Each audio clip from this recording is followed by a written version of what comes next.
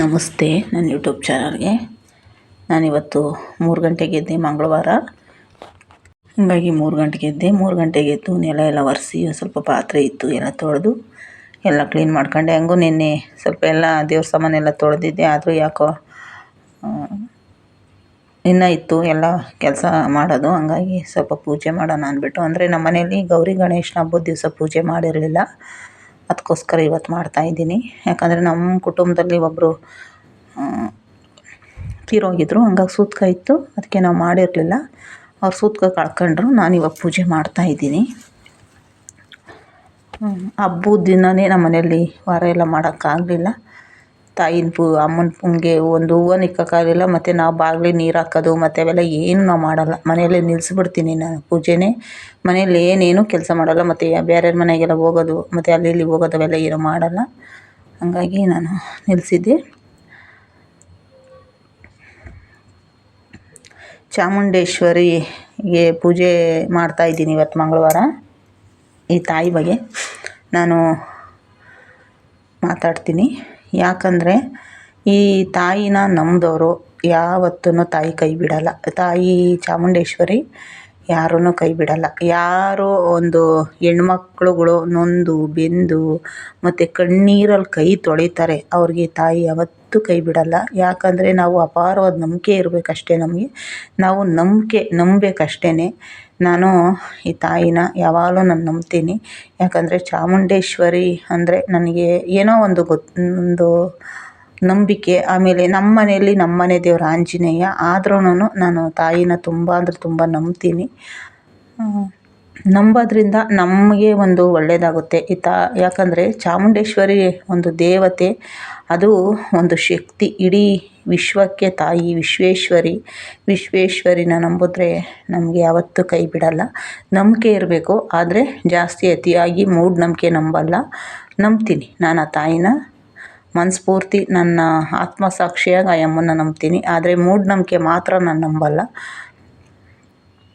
ಹಾಗಾಗಿ ನಾನು ಇವತ್ತು ಮಾತಾಡ್ತಾ ಇದ್ದೀನಿ. ಯಾಕಂದರೆ ಇದು ನಾನು ತಾಯಿನ ಪೂಜೆ ಮಾಡೋಕ್ಕೆ ನಿಂತ ಮೇಲೆ ನನಗೆಲ್ಲ ಒಂದು ಕಡೆ ನನಗೇನೇ ಕಷ್ಟ ಇರಲಿ, ಏನೇ ಒಂದು ನೋವು ಇರಲಿ, ಏನೇ ಇರಲಿ, ನನಗೆ ತಾಯಿ ಕಾಪಾಡ್ತಾಳೆ. ನಂಗೆ ಅಷ್ಟೇ ಸಾಕು. ನನಗೆ ನಾನು ಮನುಷ್ಯನ ನಂಬಿಲ್ಲ. ಯಾಕಂದರೆ ಮನುಷ್ಯರು ಇವತ್ತು ನಮಗೆ ಅವರು ಏನು ಗೊತ್ತಾ, ಮುಂದೆ ಇಕ್ತಾರೆ ಹಿಂದೆಗಡೆ ಅಂತಾರೆ. ಆಮೇಲೆ ಒಂಥರ ಅದರಲ್ಲೂ ಮಾನವೀಯತೆ ಇರೋಂಥ ಮನುಷ್ಯರುಗಳು ಅವರೇ. ಆದರೆ ಕೆಲವು ಜನಗಳೇನು ಮಾಡ್ತಾರೆ ಅಂದರೆ ಯಾರಿಗ್ಯಾರೋ ಆಗಲ್ಲ. ಹಾಗಾಗಿ ಸುಮ್ಮನೆ ಏನೋ ಒಂದು ಹೆಲ್ಪ್ ಮಾಡಿಬಿಡೋದು, ಅದನ್ನೊಂದು 10 ಜನ ತಾಗಿ ಹೇಳ್ಕೊಳ್ಳೋದು. ಹಾಗಾಗಿ ನಾನು ದೇವ್ರನ್ನ, ಈ ತಾಯಿನ ನಂಬ್ತೀನಿ. ಅಷ್ಟು ಬಿಟ್ಟರೆ ನಾನು ಜನಗಳನ್ನ ನಂಬಲ್ಲ. ಯಾಕಂದರೆ ಜನದ ಮೇಲೆ ನಂಬಿಕೆನೂ ನನಗಿಲ್ಲ. ಅದಕ್ಕೋಸ್ಕರ ಈ ತಾಯಿನ ನಾನು ತುಂಬ ನಂಬ್ತೀನಿ. ಈ ತಾಯಿನ ನಂಬಿರೋ ಅಂಥವ್ರಿಗೆ ಯಾವತ್ತೂ ಈ ತಾಯಿ ಕೈ ಬಿಡಲ್ಲ. ನಾನು ಕೆಲವು ಜನ ಹೆಣ್ಮಕ್ಳ ಬಗ್ಗೆ ಕೆಟ್ಟದಾಗಿ ಮಾತಾಡೋದು, ಆಮೇಲೆ ಹೆಣ್ಮಕ್ಳನ್ನ ಹೆಂಗಂದ್ರಂಗೆ ಕೆಟ್ಟದಾಗಿ ಅಂದರೆ ಕೆಟ್ಟದಾಗಿ ಮಾತಾಡ್ತಿರ್ತಾರೆ. ನಾನು ಇದನ್ನು ಏನಕ್ಕೆ ಕೇಳ್ತಾ ಇದ್ದೀನಿ ಅಂದರೆ, ಇವತ್ತು ಈ ತಾಯಿ ಫೋಟೋ ಈ ತಾಯಿ ಪೂಜೆ ಮಾಡೋ ದಿನ ಹೇಳ್ತಿದ್ದೀನಿ. ಇನ್ಸ್ಟಾಗ್ರಾಮು ಮತ್ತು ಯೂಟ್ಯೂಬು ಎರಡೂ ನಾನು ನೋಡ್ತೀನಿ. ನನಗೆ ಟೈಮ್ ಇದ್ದಾಗ ನೋಡ್ತಾ ಇರ್ತೀನಿ. ಆವಾಗ ಒಂದು ವೀಡಿಯೋ, ಯಾವುದಾದ್ರು ಒಂದು ವೀಡಿಯೋ ಆನ್ ಮಾಡಿದ್ರೆ ಬರೀ ಕೆಟ್ಟ ಕಮೆಂಟ್ಗಳು, ಹೆಣ್ಮಕ್ಳ ಬಗ್ಗೆ ಕೆಟ್ಟದಾಗಿ ಮಾತಾಡೋದು. ಆಮೇಲೆ ಹೆಣ್ಮಕ್ಳು ಏನೋ ಒಂದು ಇದಿಲ್ಲ. ಆಮೇಲೆ ಅದರಲ್ಲೂ ನಾನು ಹೆಣ್ಮಕ್ಳ ಬಗ್ಗೆನೂ ಒಂದು ಸ್ವಲ್ಪ ಜನ ಕೇಳ್ತೀನಿ. ಯಾಕಂದರೆ ಹೆಣ್ಮಕ್ಳು ಅಂದರೆ ಎಲ್ಲ ಒಂದೇ ಥರ ಇರೋಲ್ಲ. ಹೆಣ್ಮಕ್ಳಲ್ಲಿ ಇವಾಗ ಯಾವ ಥರ ಆಗೋಗ್ಬಿಟ್ಟೈತೆ ಅಂದರೆ 3 ಥರ 4 ಥರ ಹೆಣ್ಮಕ್ಳುಗಳಾಗೋಗ್ಬಿಟ್ಟವ್ರೆ. ಅದರಲ್ಲಿ ಕೆಲವು ಜನಗಳು ಯಾರ ಬಗ್ಗೆ ಯಾರೂ ಮಾತಾಡಲ್ಲ. ಆಮೇಲೆ ಕೆಲವು ಜನಗಳು ಒಬ್ಬೊಬ್ರದ್ದು ಒಂದೊಂದು ಥರ ಹೆಣ್ಮಕ್ಳುಗಳಾಗೋಗ್ಬಿಟ್ಟವ್ರೆ. ನಾನು ಜಾಸ್ತಿ ಹೆಣ್ಮಕ್ಳು ಅಂದರೆ ನಾನು ಒಂದು ಹೆಣ್ಣಾಗಿ ಇನ್ನೊಬ್ರು ಹೆಣ್ಣು ಮಕ್ಕಳನ್ನ ಕೆಟ್ಟದಾಗಿ ಮಾತಾಡ್ತಾರೆ. ಆಮೇಲೆ ಯಾರೋ ಒಬ್ಬರು ತಪ್ಪು ಮಾಡ್ತಾರೆ ಹೆಣ್ಮಕ್ಳುಗಳು. ಯಾರೋ ಒಂದು 10ಕ್ಕೆ 100ಕ್ಕೆ 10 ಜನ ತಪ್ಪು ಮಾಡ್ಬೋದು, ಆದರೆ 90 ಜನನಾದರೂ ಕರೆಕ್ಟಾಗಿ ಅವರಲ್ವ. ಹಾಗಾಗಿ ಒಂದು 90 ಜನ, ಈಗ 10 ಜನ ಮಾಡೋ ತಪ್ಪಿಗೆ 90 ಜನಕ್ಕೂ ಹೆಣ್ಮಕ್ಳಿಗೂ ಒಂದೊಂದು ಮಾತುಗಳು. ಅದರಲ್ಲಿ ಒಳ್ಳೆಯವ್ರು ಯಾರು ಕೆಟ್ಟವ್ರು ಯಾರು ಯಾರನ್ನೂ ನೋಡಲ್ಲ, ಎಲ್ಲ ಒಂದೇ ಥರ. 6 ವರ್ಷದ ಮಗಿನಿಂದ 60 ವರ್ಷದ ಅಜ್ಜಿವರೆಗೂ ಒಂದೇ ಥರ ನೋಡ್ತಾರೆ. ಅದು ಏನಪ್ಪ ಜನದ ಮನಸ್ಥಿತಿನೇ ಹೆಂಗೋ ಏನೋ. ಹೆಣ್ಣು ಮಕ್ಳ ಬಗ್ಗೆ ಕೀಳಾಗಿ ಮಾತಾಡ್ತಾರೆ.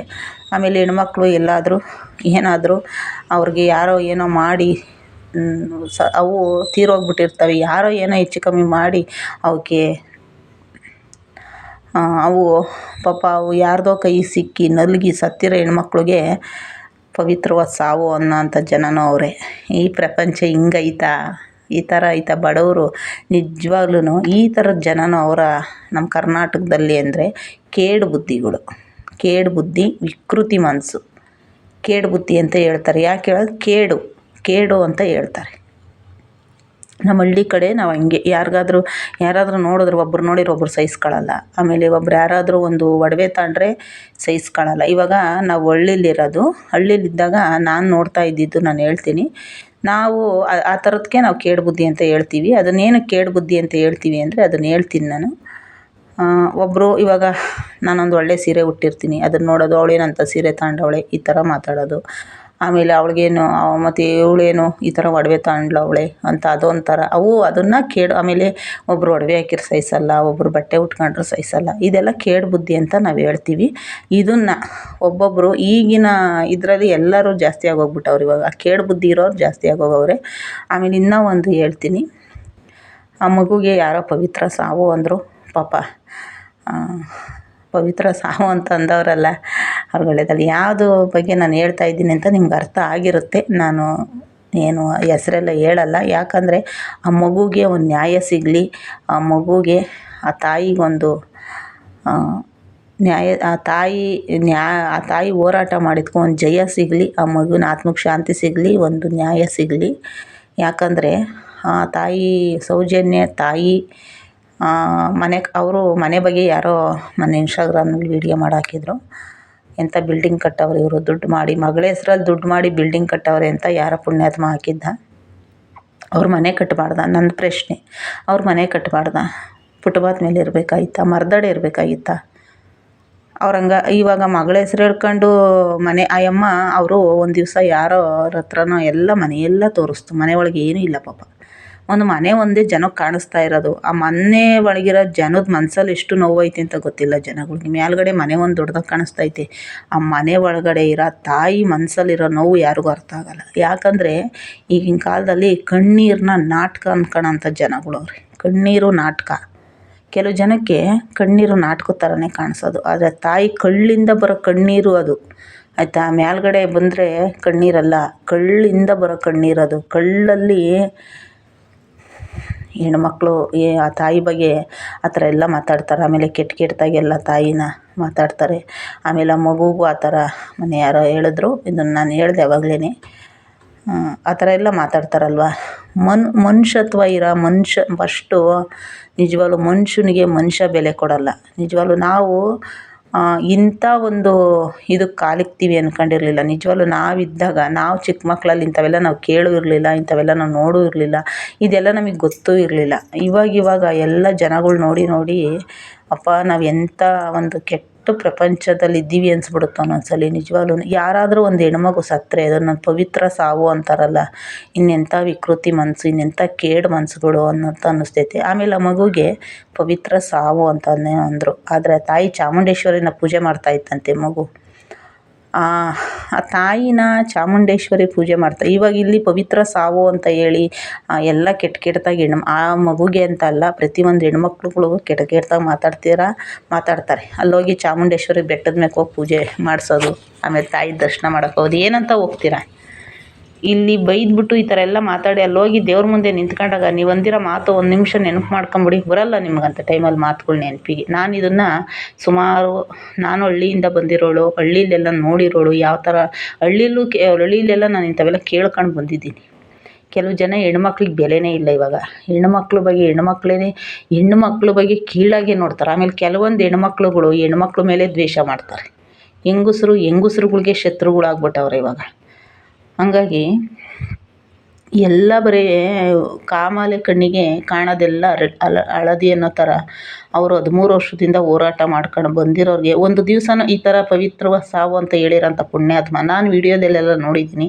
ಬಟ್ ಇನ್ಸ್ಟಾಗ್ರಾಮ್ ಒಂದು ದಿವಸ ತಾಯಿ ಎದುರುಗಡೆ ಕೂತ್ಕೊಂಡು ನಾನೊಂದು ಪ್ರಶ್ನೆ ನಿನಗೆ ಕೇಳೋದು, ನೀನೊಂದು ದಿವಸ ಹೋಗ್ಬಿಟ್ಟು ಆ ತಾಯಿ ಎದುರುಗಡೆ ಮೈಕ್ ಇಟ್ಕೊಂಡು, ಅಮ್ಮ ನೀನು ನಿನ್ನ ಮಗಳು ಪವಿತ್ರವಾಗಿ ಸತ್ತಿರೋದು, ನೀನು ಸುಮ್ಮನೆ ಅಳಬೇಡ, ನಾಟಕ ಆಡಬೇಡ, ನಿನಗೆಷ್ಟು ನೀನು ಯಾಕೆ ಅಳ್ತೀಯ, ಸುಮ್ಮನೆ ನೀನು ಯಾಕೆ ನಾಟಕ ಆಡ್ತೀಯ, ನಿನ್ನ ಮಗಳು ಪವಿತ್ರವಾಗಿ ಸತ್ತಿರೋದು, ನೀನು ಅಳಬೇಡ, ನಾಟಕ ಆಡಬೇಡಮ್ಮ ಅಂತ ಹೇಳ್ಬಿಟ್ಟು ನೀನು ಹೋಗಲ್ಲ ಒಂದಿನ ವೀಡಿಯೋ ಮಾಡು ಆಯಿತಾ. ಆ ಥರ ಮಾತಾಡಿದ್ದೀಯಲ್ಲಪ್ಪ ನೀನು, ಹೋಗಿ ವೀಡಿಯೋ ಮಾಡು ಆಯ್ತಾ. ಆ ಅಮ್ಮ ನಿನಗೆ ಉತ್ತರ ಕೊಟ್ಟು ಕಳಿಸ್ತಾಳೆ ಅವಾಗ. ಅಲ್ಲೋಗಿ ನೀನು ಆ ಅಮ್ಮನ ಎದುರಿಗೆ ಒಂದಿನ ಕೂತ್ಕೊ ಹೋಗಿ.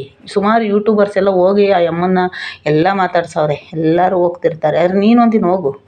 ಯಾಕಂದರೆ ನೀನು ಎಲ್ಲೋ ಕೂತ್ಕೊಂಡು ಮಾತಾಡೋದಲ್ಲ, ಪವಿತ್ರವಾದ ಸಾವು ಅಂತ ನೀನು ಅನ್ನೋದಲ್ಲ. ನಿನ್ನೊಟ್ಟೆಗೆ ಒಂದು ಹೆಣ್ಮಗ ಹುಟ್ಟಿ ಅದಕ್ಕೂ ಅದೇ ಥರ ಆಗಿದ್ದಿದ್ರೆ ನಿನಗೆ ಅವಾಗ ಪವಿತ್ರವಾದ ಸಾವು ನನ್ನ ಮಗಳು ಸತ್ತಿರೋದು ಅಂತ ಹೇಳ್ತಿದ್ದ ನೀನು ಬಂದು?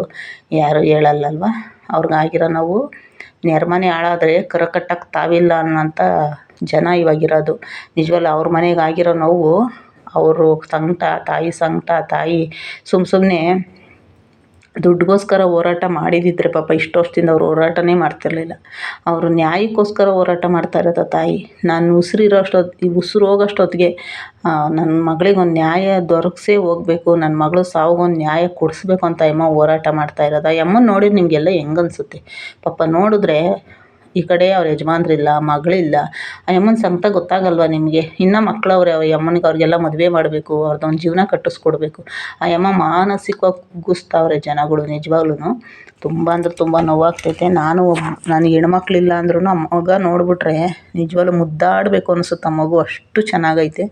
ನಿಜವಾಗ್ಲೂ ನನ್ನ ಅಕ್ಕನೋ ನನ್ನ ತಂಗಿನೋ ಇಲ್ಲ ನನ್ನ ಮಗಳು ಅನ್ನೋ ಒಂದು ಭಾವನೆ ಬಂದ್ಬಿಡುತ್ತೆ. ನಿಜವಾಗ್ಲೂ ಅಷ್ಟು ಚೆನ್ನಾಗೈತೆ ಮಗ. ಆ ಮಗನ ಮಗು ನೋಡಿದ್ರೆ ನಿಮ್ಗೆ ಅನ್ಸಲ್ವಾ? ಆ ಫೋಟೋ ನೋಡ್ತೀರ, ಯೂಟ್ಯೂಬಲ್ಲಿ ಫೋಟೋ ಹಾಕಿದ್ರು, ಆ ಮಗು ಸತ್ತಿರೋದೆಲ್ಲ ಹಾಕ್ತಿರ್ತಾರಲ್ವ, ನೋಡಿದ್ದೀನಿ ನಾನು ನೋಡಿ ಹೇಳೋದು. ಕಣ್ಣಿರೋರು, ಒಂದು ಮಾತೃ ಹೃದಯ ಇರೋರು ಯಾರು ಆ ಥರ ಮಾತಾಡಲ್ಲ. ಅಷ್ಟು ಒಂದು ಮಗನ ಆ ಥರ ಅಂದಿದ್ದೀರ. ನಾನು ಈ ತಾಯಿ ಚಾಮುಂಡೇಶ್ವರಿ ಮೂಲಕ ಕೇಳ್ಕೊತೀನಿ, ಯಾರೆಲ್ಲ ಚಾಮುಂಡೇಶ್ವರಿನ ಪೂಜೆ ಮಾಡ್ತೀರಾ, ಚಾಮುಂಡೇಶ್ವರಿನ ಆರಾಧನೆ ಮಾಡ್ತೀರಾ, ನೀವೆಲ್ಲ ಮಗುಗೆ ನ್ಯಾಯ ಸಿಗಲಿ ಅಂತ ಕೇಳ್ಕೊಳ್ಳಿ. ಆ ತಾಯಿಗೊಂದು ಒಳ್ಳೇದಾಗಲಿ. ತಾಯಿ ನಾನು ಕೇಳ್ಕೊಳ್ಳೋದು ಇಷ್ಟೇ, ನಿಮ್ಗೆ ಆರೋಗ್ಯ ಆಯಸ್ಸು ಕೊಟ್ಟು ಕಾಪಾಡಲಿ, ನಿಮ್ಮ ಹೋರಾಟಕ್ಕೆ ಜಯ ಸಿಗಲಿ. ನಾನು ಅಷ್ಟೇ ಕೇಳ್ಕೊಳ್ಳೋದು. ಯಾರೆಲ್ಲ ಈ ಥರ ಮಾತಾಡ್ತಾರೆ ಅವ್ರಿಗೆಲ್ಲ ನೀನು ತೋರಿಸ್ಕೊಳ್ಳಮ್ಮ ಚಾಮುಂಡೇಶ್ವರಿ. ನನಗೂ ತುಂಬ ನೋವಾಯ್ತು ಆ ವೀಡಿಯೋಗಳೆಲ್ಲ ನೋಡಿ, ಹಂಗಾಗಿ ನಾನು ಹೇಳಿದೆ ಅಷ್ಟೇ. ನನ್ನ ಮಾತಲ್ಲಿ ಏನಾದರೂ ತಪ್ಪಿದ್ರೆ ಕ್ಷಮೆ ಇರಲಿ. ತಾಯಿ ನೀನು ತೋರಿಸ್ಕೊ. ಯಾಕಂದರೆ ಈ ಥರದ ಜನ ಅವರೇ. ಬೇರೆ ಕಡೆ ನಿಜವಾಗ್ಲೂ ಎಷ್ಟು ಒಂದು ವಿಕೃತಿ ಜನಗಳು, ಎಷ್ಟು ಒಂದು ಕೇಡು ಮನಸ್ಸು ಐತೆ ಜನಗಳಿಗೆ ಅಂದರೆ ನಿಜವಾಗ್ಲೂ ಅರ್ಥ ಮಾಡ್ಕೋಬೇಕು. ಇಲ್ಲಿ ಹೆಣ್ಮಕ್ಳಿಗೆ ಬೆಲೆನೇ ಇಲ್ವೇನಮ್ಮ? ಹೆಣ್ಮಕ್ಳಿಗೆ ಎಷ್ಟು ಒಂದು ಹೆಣ್ಮಕ್ಳು ನೋವು ತಿಂತಾರೆ. ಎಷ್ಟು ಒಂದು ಹೆಣ್ಮಕ್ಳು ಯಾರೇ ಆಗಲಿ, ಒಳ್ಳೆಯವ್ರಿಗೂ ಕೆಟ್ಟವ್ರಿಗೆ ಇಟ್ಟು ಬೂದಿ ಎಲ್ಲ ಒಂದೇ ಮಾಡೋ ಅಂಥ ಜನಗಳು ಅವರಲ್ಲ.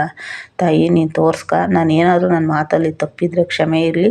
ಎಲ್ಲ ಹೆಣ್ಮಕ್ಳು ಅಷ್ಟೇ, ಆ ದೇವಿ ಸ್ವರೂಪ ಅಂತಾರೆ ಹೆಣ್ಮಕ್ಳಿಗೆ. ಆ ತಾಯಿ ಒಳ್ಳೆಯದಾಗಲಿ, ಆ ತಾಯಿಗೊಂದು ನ್ಯಾಯ ಸಿಗಲಿ, ಮಗು ಆತ್ಮಕ್ಕೆ ಶಾಂತಿ ಸಿಗಲಿ. ನಿಜವಾಗ್ಲೂ ಮಗು ನೋಡಿಬಿಟ್ರೆ ಎಷ್ಟು ಮುದ್ದಾಗೈತೆ ಆ ಮಗು, ಹೆಣ್ಮಗ. ನಿಜವಾಗ್ಲೂ ನಮ್ಗೆ ನಿಜವಾಗ್ಲೂ ನಮ್ಗಂತಾರ ಮಗಳು ಹುಟ್ಲಿಲ್ವಲ್ಲ ಅಂತ ಎಷ್ಟೋ ಒಂದು ನಮಗೆ ಸಂಕಟ ಆಗುತ್ತೆ. ನಿಜವಾಗ್ಲೂ ಹೆಣ್ಮಕ್ಳು ಯಾವತ್ತೂ ಹೆಣ್ಮಕ್ಳ ಬಗ್ಗೆ ಕೀಳಾಗಿ ಮಾತಾಡಬೇಡಿ. ನನ್ನ ವಿಡಿಯೋ ನೋಡಿದ್ದಕ್ಕೆ ಧನ್ಯವಾದ.